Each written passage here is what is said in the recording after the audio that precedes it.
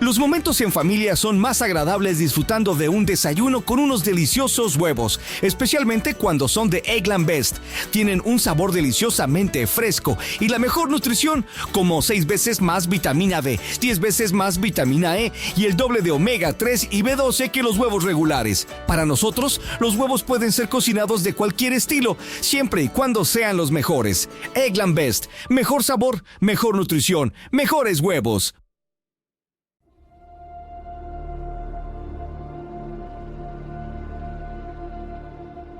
La luna deslumbrante asoma entre los árboles.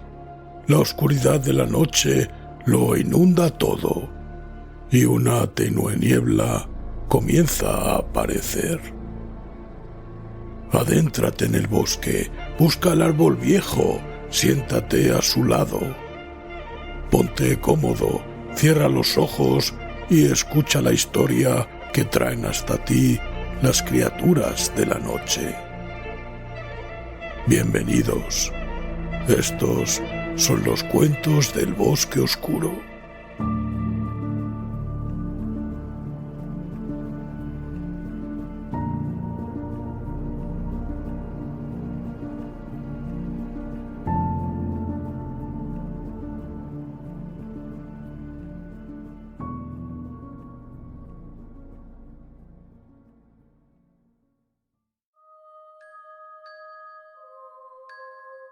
Si te gusta lo que hacemos, recuerda suscribirte.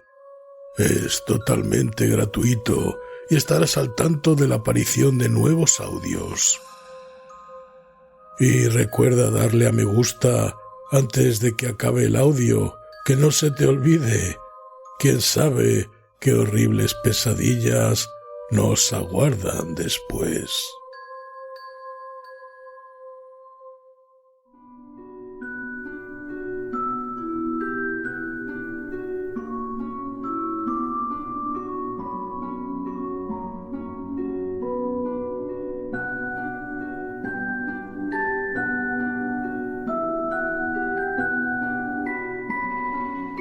Segundo certamen de poema, microrrelato y relato, Cuentos del Bosque Oscuro.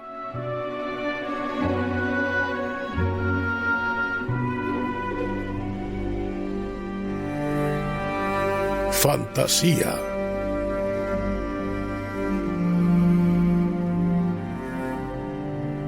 Poema finalista. Hija del crepúsculo, de Juan Ángel Laguna Edroso. Al bosque sombrío no vayas, pequeña, del manto umbrío no arranques la leña, ni flores ni hierbas, guárdate de todas ellas. Con las gentes de Avalón no comuniques, mi reina, pues discurre por tus venas la vieja sangre de Oberón. Al mirar en el espejo de las aguas estancadas, verás claro en el reflejo que la estirpe de las hadas mora en tus rasgos, cual regia corona, diadema que orna tu honor y tu rango. Son tus siervos los trasgos que por aldeas y granjas atormentan a las damas y perpetran esos raptos con los que salvar al pueblo olvidado en declive, que bebés ya no concibe, solo recuerdos siniestros. ¿Has de ser tú su monarca? ¿Gobernar en los confines más allá del fosco linde, donde la magia aguarda con la vana esperanza de renacer sin tardanza? Habrás de beber la sangre de los niños excambiados de los suyos separados para darles nuevos padres.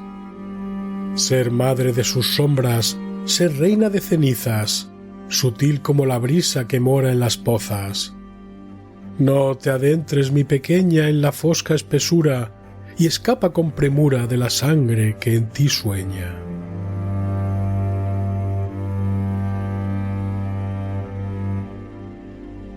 Poema ganador. Druidas y druidesas, de Maite Martín Camuñas. Rezan los magos bajo el aliento antiguo del bosque, donde cada hoja susurra y cada raíz es vena de la tierra.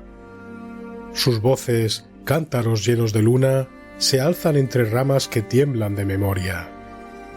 ruegan por piedad, que la fe de las cruces no tale los cantos, ni arranque el alma de los árboles. La madre tierra despierta y escucha. Con ojos de líquen y lágrimas de rocío, ve a sus hijos marchar, serenos, en túnicas blancas. En su pecho cruje una grieta nueva. El viento habla por ella. No os abandonaré, cada gota de vuestra sangre florecerá en el musgo, cada palabra prohibida brotará como helecho rebelde. Pero los hombres no oyen. Persiguen a quienes besan la corteza, azotan a quienes hablan con las piedras. Los llaman brujos, traidores, y profanan sus círculos sagrados. Van en fila, camino a la masacre, pero la tierra los acompaña. Tiembla el río, la roca, el ciervo oculto en el matorral. Desean vivir un instante más abrazando el perfume del heno, el zumbido del insecto. Vosotros sois mi aliento, dice la tierra. Cuando el ruido cese, vuestras voces volverán como cantos en la bruma. Y cuando la sangre cae, la tierra germina.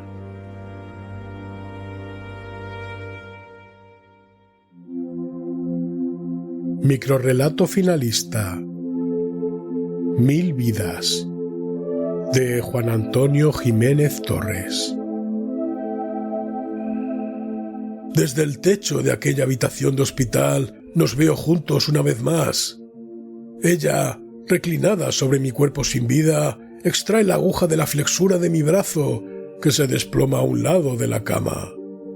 Aún noto la frialdad de las sábanas sobre mi cuerpo y pienso si estarán frías por estar en contacto con mi cadáver. La miro y el calor del amor que siento por ella inunda mis recuerdos y me traen la vergüenza de lo que acabo de hacer.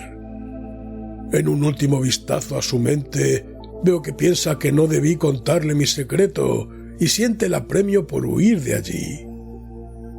No podía saber que solo le conté uno de mis secretos. Poder leer las mentes nunca me trajo nada bueno, y si no se lo hubiera revelado, ella no habría tenido que matarme. Ahora vivirá con la culpa de mi asesinato. Soy un ogro egoísta que aprovechó su predecibilidad para poder escapar de mi viejo cuerpo deteriorado. Volveré a nacer con la memoria de 1000 generaciones intacta una vez más. Huye, amor mío, corre. La cárcel no es un buen lugar para darme a luz.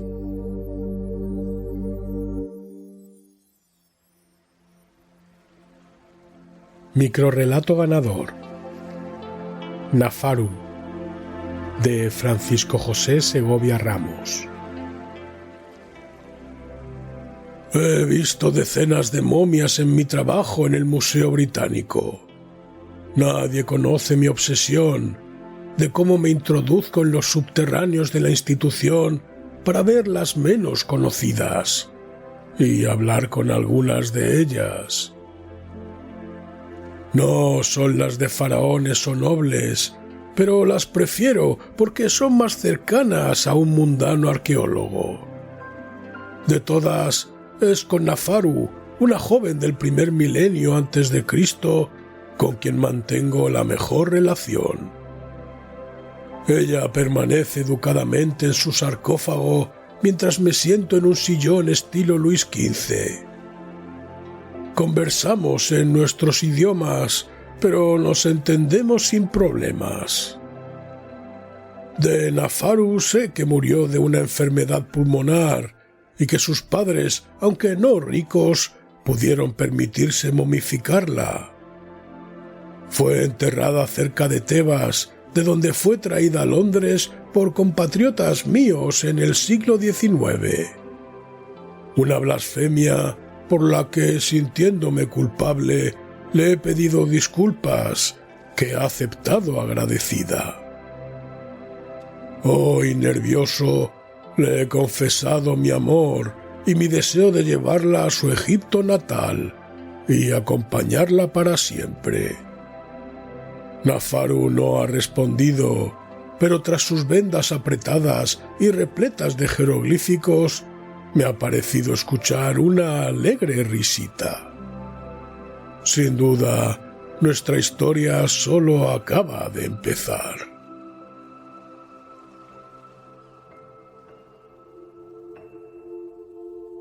Relato finalista. Iguazel, de Patricia Richmond. Han pasado más de 50 años, pero todavía cuando el sueño no viene a buscarme, me parece escuchar la voz de mi madre riñendo a Iguazel. «No te acerques tanto al hogar, aléjate del fuego», era su cantinela constante, mientras mi hermana se reía y se asomaba a la chimenea con su pequeño murciélago acurrucado en el hombro. Le gustaba contar historias, creando sombras con las manos sobre el suelo a la luz de las llamas. Yo me sentaba a su lado y la escuchaba fascinado, imaginando que algún día sería yo el caballero que se batiría con gigantes y lucharía contra los malvados brujos que la sombra volante del murciélago dibujaba bajo la lumbre. También a causa de su amigo alado tenía que soportar las regañinas de nuestra madre, que no comprendía que lo prefiriera a las primorosas muñecas que ella le hacía con ramas de boj. Había aparecido en la casa el mismo día del nacimiento de mi hermana y se instaló sobre la viga que pendía sobre su cuna. Crecieron juntos y se hicieron inseparables. Ella entendía su lenguaje de chillidos y él su habla dulce de niña feliz. Aunque se llevó bastantes escobazos de mi madre, nunca abandonó a Iguazel. A mí me hubiera gustado ponerle un nombre, pues era uno más de la familia, pero ella no quiso. Decía que los dos eran parte de un mismo ser. Jamás se separaban. Nunca supimos quién era nuestro padre. Era algo sobre lo que no se hablaba, y cuando Iguazel, más valiente y tenaz, preguntaba abiertamente, solo sacaba una reprimenda por estar demasiado cerca del fuego. Así pasamos la infancia. Cuando tuvimos edad para trabajar, me reclamó el herrero como aprendiz. A mi hermana la llamaron poco después para limpiar en la cocina del castillo. Comprendiendo que un murciélago no sería bien recibido en los fogones reales, hacían juntos el camino y al llegar a la muralla, él se escondía entre las grietas del muro. Cuando acababa la jornada, corría a buscarlo y sus chillidos de alegría la guiaban hasta el agujero en el que la esperaba. Una tarde, una sombra los siguió. Ellos estaban tan entusiasmados contándose sus cosas que no se dieron cuenta. Al entrar en el bosque que separaba el castillo de las casas del pueblo, se abalanzó sobre Iguazel. Era el príncipe, un bravucón sin escrúpulos, acostumbrado a tomar lo que se le antojaba, aun por la fuerza. Ella se defendió con tanta fiereza que sus arañazos le abrieron surcos en la cara. Él se encolerizó. Nunca una pueblerina se le había resistido y comenzó a golpearla por todo el cuerpo. El murciélago, según contó después ella, se agarró al pelo del atacante y le mordió en un ojo con tanta saña que se lo arrancó. Huyeron, dejándolo tirado en el bosque. Cuando vi el estado en que llegaba mi hermana, quise salir a matar al príncipe, pero mi madre me lo prohibió. Dijo que teníamos que esconderla, porque vendrían a buscarla. Así sucedió. Los soldados del rey entraron en casa, lo revolvieron todo y la encontraron dentro de un arcón. Se la llevaron. No pudimos impedirlo. 2 días después, los vecinos nos avisaron. Mi hermana había sido juzgada por el tribunal eclesiástico y había sido condenada a morir en la hoguera, como correspondía a una bruja. La pira ya había sido preparada en la plaza y un gentío esperaba ansioso para verla arder. Apareció escoltada por la Guardia Real, desnuda y con las manos atadas a la espalda. Yo no podía dejar de llorar, impotente, mientras mi madre me apretaba la mano y me sonreía. Pensé que se había trastornado y que no era consciente de lo que iba a suceder. La ataron al poste que se erguía en medio de la hoguera.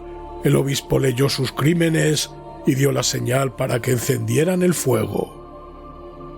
Un chillido atroz nos erizó la piel. Era el murciélago que llegó volando y se posó sobre su cabeza para compartir con ella su destino. La leña prendió rápidamente y las llamas lamieron su cuerpo formando un muro de fuego. De repente, la pared se abrió y las lenguas ardientes dejaron paso a un ser infernal. Iguazel se había convertido en un monstruoso gigante negro que desplegó unas enormes alas y voló en círculos sobre la multitud congregada hasta que descubrió a un cobarde que huía. Era el príncipe. Se plantó ante él, rugió y lo calcinó con una llamarada de un rojo intenso que salió de sus fauces. El obispo le conminó a volver al infierno antes de ser él mismo pasto de las llamas. Todos escaparon aterrorizados y solo mi madre y yo nos quedamos en la plaza. El gigante caminó hasta nosotros, se envolvió dentro de sus alas y poco a poco Iguazel apareció tiritando ante nuestros ojos. La tapé con mi capa y volvimos a casa. Al día siguiente vino de nuevo la guardia. Mi hermana no necesitó esta vez fuego para realizar el cambio. En cuanto el murciélago se posó sobre su cabeza, se transformó en el ser monstruoso para espantar con sus llamas a los soldados. Nunca más vinieron a buscarla. Al contrario, fueron los vecinos del pueblo los que comenzaron a acudir para pedir su ayuda ante todo tipo de injusticias. Bajo la protección de su soplo ardiente, dejamos de pagar el diezmo, nos convertimos en un feudo rico y ningún ejército se atrevió a molestarnos. Tal era la fama de Iguazel. Mi madre nunca quiso revelarnos el secreto sobre el extraordinario poder que ella, desde el nacimiento de su hija, sabía que podía desarrollar la niña si se exponía al fuego. Yo me establecí como herrero, pero las llamas nunca me afectaron. Me casé, tuve hermosos hijos e hijas que me han dado nietos fuertes y valerosos, y aunque siempre he sospechado que no podemos ser hijos del mismo padre, nada me ha hecho sentirme más orgulloso en toda mi vida que ser hermano de Iguazel, la dragona negra.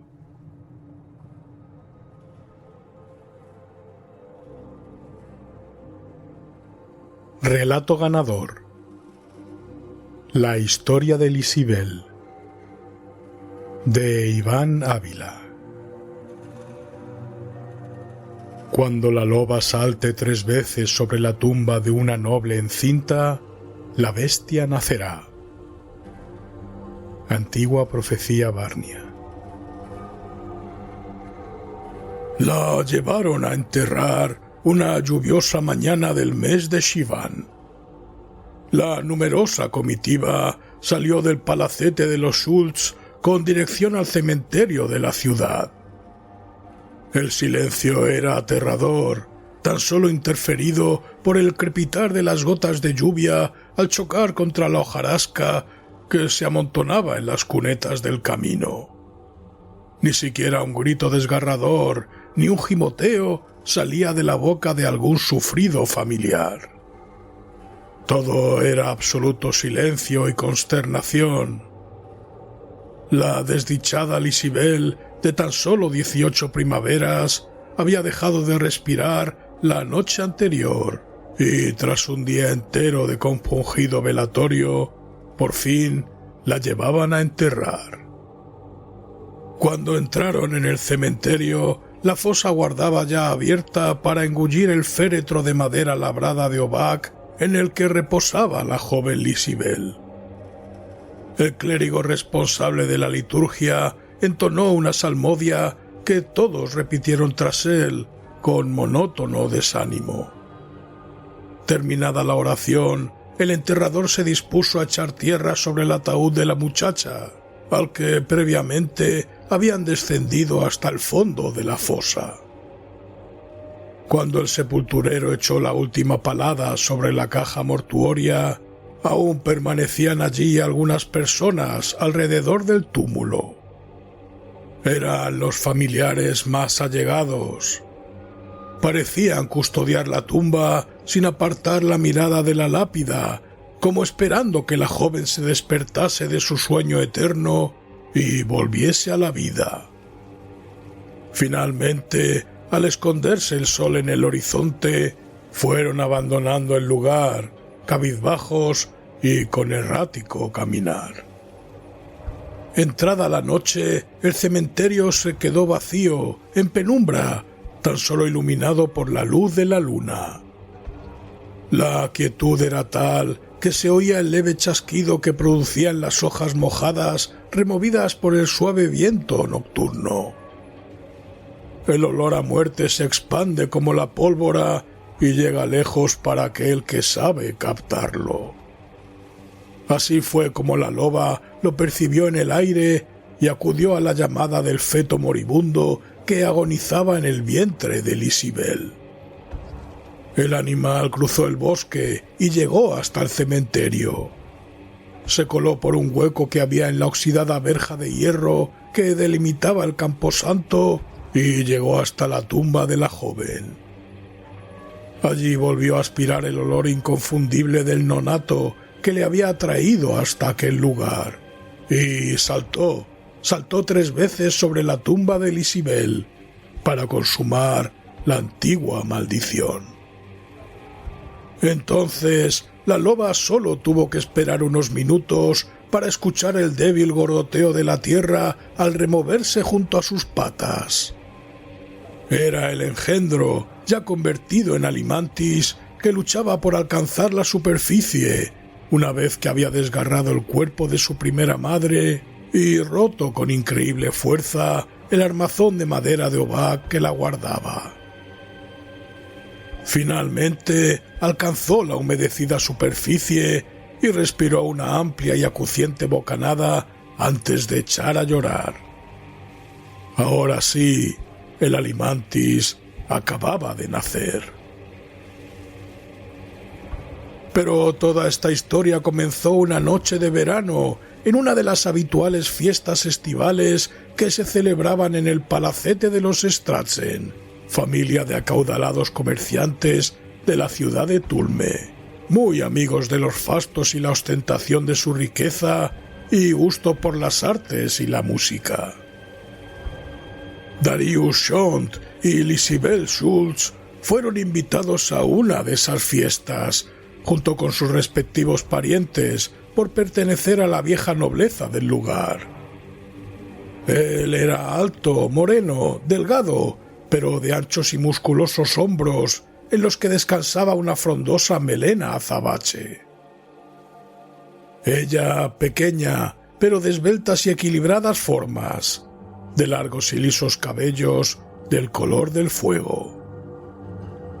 En el patio del Palacio Stratzen, la cálida noche estaba cargada de agradables fragancias que provenían del amplio jardín que lo rodeaba. La animada música de los trovadores llegaba a los oídos de los amantes desde el templete que se erigía en el centro del jardín, por el que multitud de aves exóticas pululaban a sus anchas sin temer ni hacer caso a los asistentes, tan solo atentas para picotear los restos de comida que se caían de los platos y bandejas.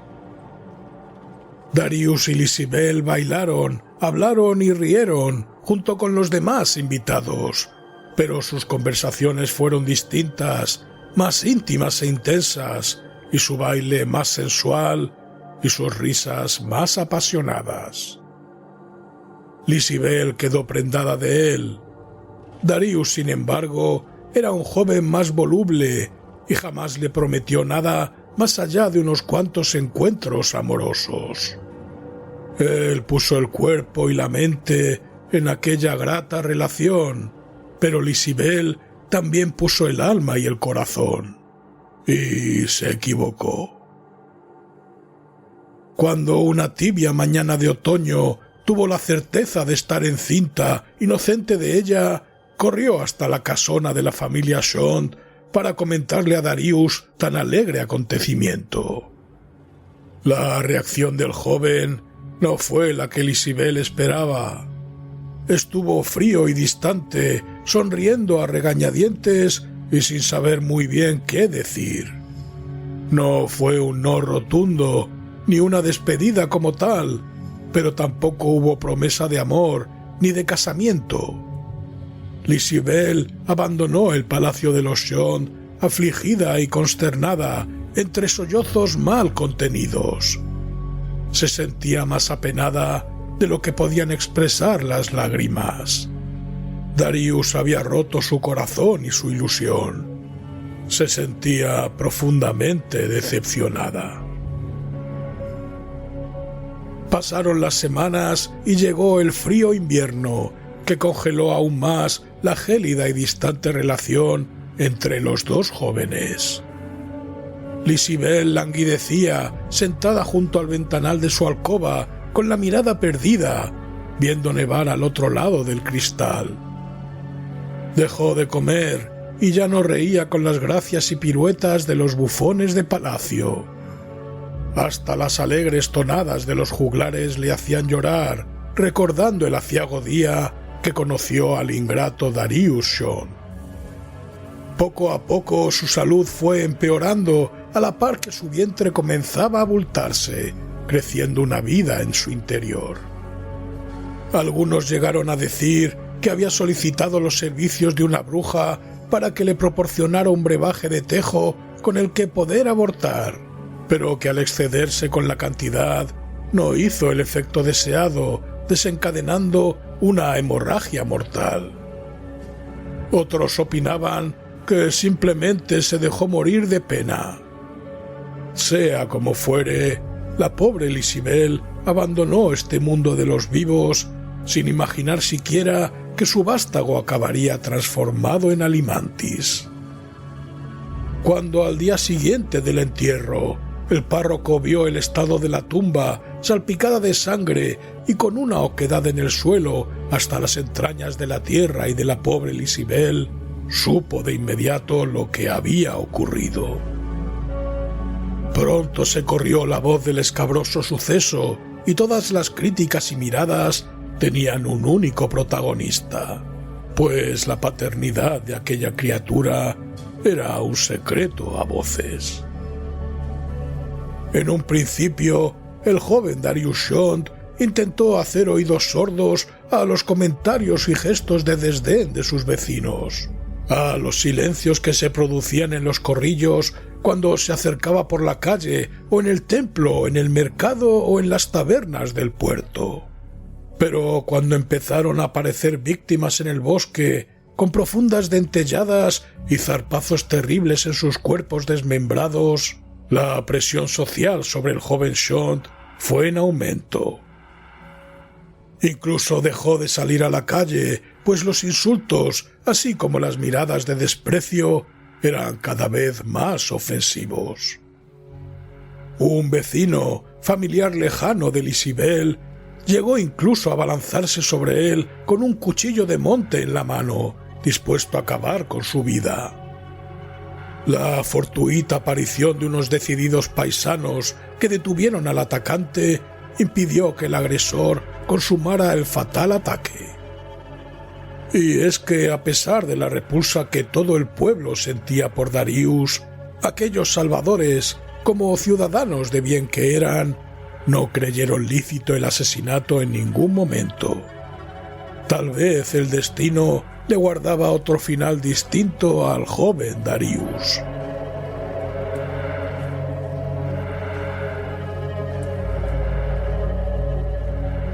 El caso es que aquel ostracismo se dilató en el tiempo y fue incrementándose a medida que los habitantes del pueblo caían uno tras otro en las garras del Alimantis.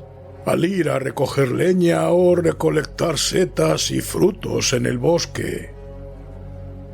Coaccionado hasta el límite por la situación y por su familia, solo le quedaban dos opciones: huir como un cobarde y dejar todo atrás, o enfrentarse a la bestia e intentar acabar con aquel mal que él mismo de alguna manera había creado. Así pues, una fría mañana de invierno, se calzó sus botas de caza y la pelliza de cuero que más le abrigaba y que a la vez mejor podía protegerle de posibles zarpazos y mordiscos, y se encaminó hacia el bosque. Llevaba un arco colgado del hombro derecho y un carcaj cruzándole la espalda. Al cinto, una buena espada de acero de doble filo y un machete barnio, ideal para el combate cuerpo a cuerpo.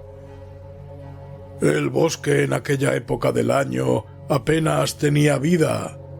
No se veía animal alguno, ni siquiera se escuchaba el trinar de algún pajarillo invernal. Por el contrario, las desnudas ramas de los árboles cimbreaban en el aire de la mañana, creando susurros fantasmales. Se adentró en la espesura sin preocuparse del ruido que hacía al caminar, pues su intención no era otra que llamar la atención de la bestia. Y ésta no tardó en acudir al reclamo. En lo alto de una pequeña loma, sobre sus cuatro patas, alzó el hocico para olisquear el característico aroma del sudor humano. Su tamaño era ya descomunal, su pelaje recio y oscuro, y los bubones que sobresalían por todo su cuerpo indicaban que ya era un Alimantis adulto. Darius vio bajar a la bestia a la carrera por la colina, pero tal fue la rapidez del animal que no tuvo tiempo de preparar el arco con una flecha sacada del carcaj. El engendro se precipitó sobre él como una exhalación y de un empellón lo lanzó por los aires, yendo a impactar contra el tronco de un árbol que frenó bruscamente su vuelo. Dolorido por el brutal golpe, no tuvo más remedio que incorporarse rápidamente y desenvainar la espada, pues el monstruo, girando sobre sus patas, iniciaba un nuevo ataque. Esta vez, Darius sí tuvo tiempo de sujetar la espada lo más fuerte que pudo y prepararse para asestar un mandoble a la bestia. El Alimantis se abalanzó por segunda vez sobre su víctima, y fue entonces cuando el humano descargó el arma y ésta se abrió paso por el cuello y el hombro del animal, quedándose allí incrustada. Aún así, el Alimantis llegó con sus zarpas a agarrar el cuello de Darius y comenzó a presionarlo, apretando con fuerza las garras, asfixiándolo, a la vez que olía la sangre que brotaba por las heridas que las uñas del monstruo habían provocado en la piel de su oponente. Darius, empapado en un sudor frío, no podía respirar. Sentía que se iba a desmayar de un momento a otro, que su visión se volvía borrosa y perdía el conocimiento. Pero el monstruo, que había reconocido el familiar olor de la sangre de su contrincante, sorprendido, titubeó un segundo y aflojó la presa, momento que aprovechó Darius para, en un último esfuerzo, extraer el machete barnio de su funda y asestar una puñalada en el costado del Alimantis. Este aulló de dolor y soltó definitivamente el cuello de su adversario de forma brusca. Bufó y se tambaleó durante unos instantes. Después cayó al suelo. Jadeando, Darius se incorporó y observó al animal derrotado en el suelo del bosque. Con el machete en la mano, se acercó hasta el Alimantis, le agarró de las greñas y de un certero tajo le rebanó el cuello, llevándose como trofeo la cabeza del animal. A la mañana siguiente, los habitantes de Tulme pudieron contemplar la cabeza del Alimantis colgada del extremo de una pica en mitad de la plaza del pueblo. Todos imaginaban lo que había ocurrido. Sin embargo, del verdugo no se halló ni rastro.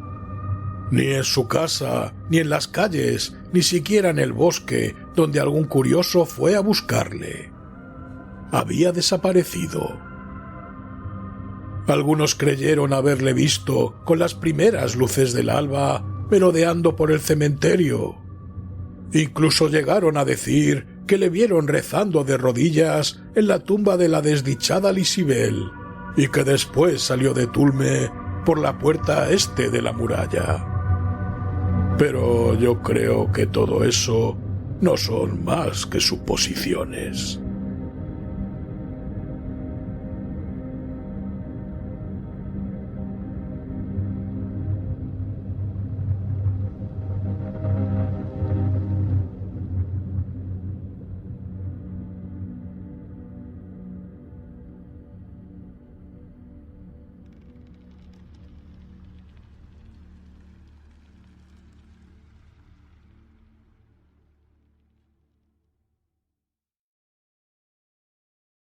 Los momentos en familia son más agradables disfrutando de un desayuno con unos deliciosos huevos, especialmente cuando son de Eggland Best. Tienen un sabor deliciosamente fresco y la mejor nutrición, como 6 veces más vitamina D, 10 veces más vitamina E y el doble de omega 3 y B12 que los huevos regulares. Para nosotros, los huevos pueden ser cocinados de cualquier estilo, siempre y cuando sean los mejores. Eggland Best, mejor sabor, mejor nutrición, mejores huevos.